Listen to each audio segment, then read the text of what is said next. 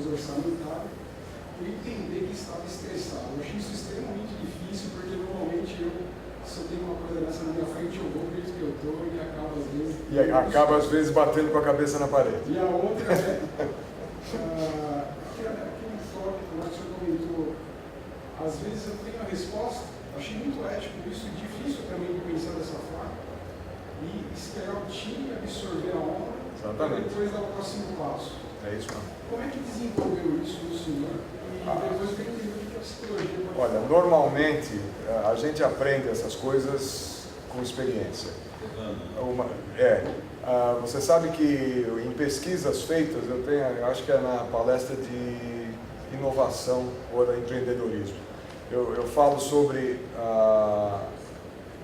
uma pesquisa feita com líderes de várias indústrias, em várias companhias de tamanhos diferentes, a porcentagem de líderes que disseram que aprenderam mais das falhas do que dos sucessos. Esses aprendizados vêm da hora que você percebe, porque você sabe que se você tem uma autoconsciência da sua reação, você sabe que você não está preparado.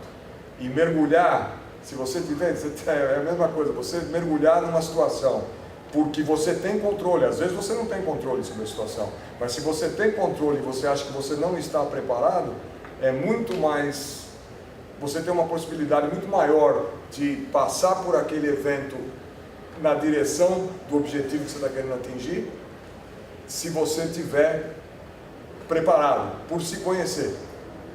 Entende? Quer dizer, esse ciclo de perguntar, é uma coisa que aconteceu comigo, isso é muito pessoal. Eu, no começo da minha carreira, graças a Deus, não digo isso para me gabar, mas eu notava que em grupos, eu chegava na resposta mais rápido. Isso na área técnica é muito bom para você, é uma coisa que você deve cultivar. Você chegar e saber onde está. Mas quando você está liderando um grupo, não adianta, ninguém consegue fazer um objetivo de grupo sozinho. E se você lidera um grupo, você tem por obrigação sua trazer o grupo com você. E se você disser, às vezes até você causa reação por falar uma coisa, porque muitos dos seus...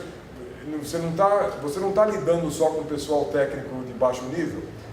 Quando eu me aposentei como diretor de uma companhia global, no qual eu tinha uma divisão de 3.000 pessoas, e muitos deles eram PhDs, e tinham as suas próprias ideias, e tinham seus próprios caminhos, e as suas próprias inteligências. Quando você está liderando um grupo desse tipo, você causa reação se você falar a resposta de uma maneira muito rápida. Então você tem que se treinar, e eu me treinei, de fato. Eu ouvi isso num curso que eu fiz sobre liderança, num centro de liderança americano que é em Colorado Springs, no estado de Colorado. E eles sabem como é que eles fazem? Quando as empresas que têm as pessoas que estão no que eles chamam de fast track, eles mandam para esse curso e você é colocado em várias situações, para responder a pergunta do seu colega, a pergunta anterior, eles colocam você em situações de conflito. Entende? Você é jogado em exercícios com pessoas que você não conhece, é dado uma responsabilidade e você é jogado. E você é observado por psicólogos em espelhos de uma direção só. Você não sabe quem é que está lhe observando e observa as suas reações. E no fim da semana que você passa fazendo isso, o psicólogo que lhe observou dá o feedback para você sobre exatamente como foi observado. E uma das coisas que aconteceu comigo e que eles me disseram, eles falaram, você é muito rápido no gatilho, você não leva com você o seu time. E eu comecei a treinar, porque você percebe, novamente, a autoconsciência vem primeiro. A gente sempre fala da autoconsciência antes da consciência social. Você só consegue realmente gerenciar seus relacionamentos se você se conhece muito bem. Então, é assim que aconteceu, a professora Lisete. Aliás, essa questão que ele está falando do centro lá de liderança, ele é usado hoje também em processos de seleção de executivos. Exatamente. Te põe em situações assim, tem empresas que hoje, assim, empresas de ponta, né, que estão usando processos seletivos incríveis, que te põem em situações completamente inesperadas, tipo sobrevivência na selva, sei lá o quê, para que, não porque você vai precisar sobreviver na selva, certo? Raramente você vai precisar dessa competência, né? A gente espera numa corporação, né? Mas que você demonstre essas suas reações antes de adentrar aquele cargo que você vai assumir. Porque um CEO, ele precisa sobreviver na selva, sim. Sobrevivência. Em várias uma das maiores... simbolicamente, metaforicamente falando, e Não, às mas vezes, é uma das melhores, é uma das maiores características de um empreendedor, é o instinto de sobrevivência. Agora, só para dar não dá tempo de falar, porque já estamos encerrando, mas existe um autor chamado Robert Sternberg. Robert Sternberg. Ele é um dos grandes estudiosos em inteligência, e ele tem um livro que pode explicar um pouquinho o que ele estava colocando antes. O livro dele, acho que é um artigo, não é bem um livro, ou é um capítulo, não me lembro agora. Chama-se Intelligence, Creativity and Wisdom. Ou seja, ele fala assim, uso o lado direito, uso o lado esquerdo, ou paro para ponderar. Isso seria a sabedoria. A sabedoria seria quase que a terceira via, se a gente fizer uma outra metáfora, que seria, você ser sábio seria tomar a decisão levando em conta o QI e o QE, de alguma forma ponderando. Isso é sabedoria, que vai além da inteligência propriamente dita. Né? Uma coisa. Informação aqui no departamento de geotecnia, estruturas geotécnicas, uma provocação, professor Elisete, professora da USP, você também já foi na AVAL, conhece a nossa estrutura matricial, né, de organização, focada em chefes. Né? Normalmente os professores não estão preparados para ser nem chefes, talvez muito menos líderes. Isso implica em algumas diretrizes da própria universidade, não só no ensino, mas em toda a estrutura de investimento, de pesquisa, de contratação.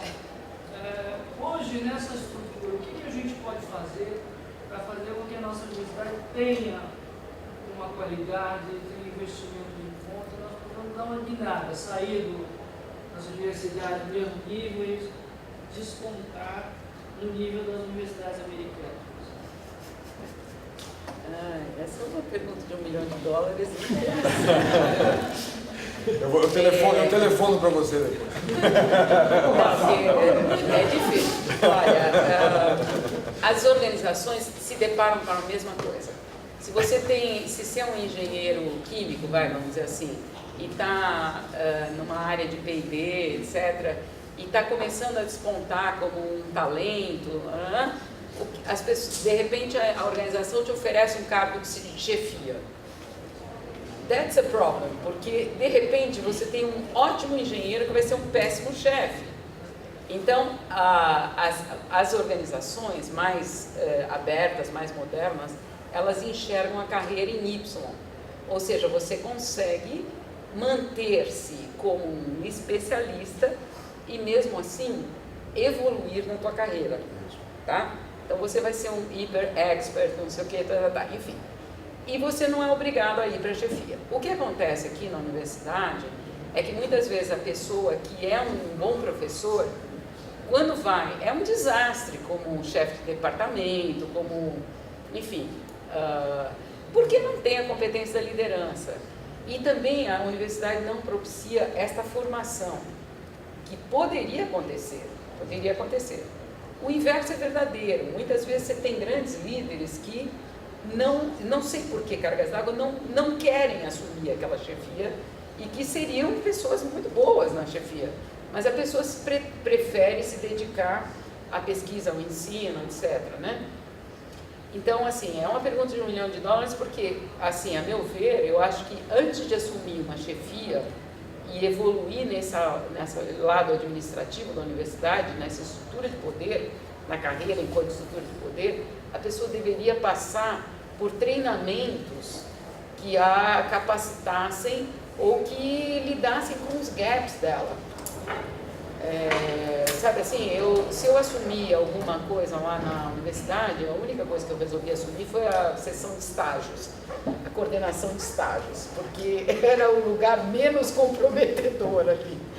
Porque assim, eu não me dou bem com o poder também. Eu, pessoalmente, não me dou bem com o poder. Né? Então, é uma coisa de autoconhecimento. Eu conheço meus limites, eu sei que se aquele fulaninho, que é meu colega, virar e falar aquela coisa naquela reunião, eu saio, entendeu? Eu já sei que a minha reação vai ser, para que eu vou fazer isso? Eu vou estragar tudo. Né? Do outro lado, a política de promoção e recrutamento. Eu tive uma oportunidade, como eu falei, de começar do zero numa função numa empresa grande, que já tinha todas as suas políticas. Eu peguei um pessoal que realmente não tinha carreira para eles. Eles entraram nessa situação e estavam num beco sem saída. E cada um lida com isso de uma maneira diferente.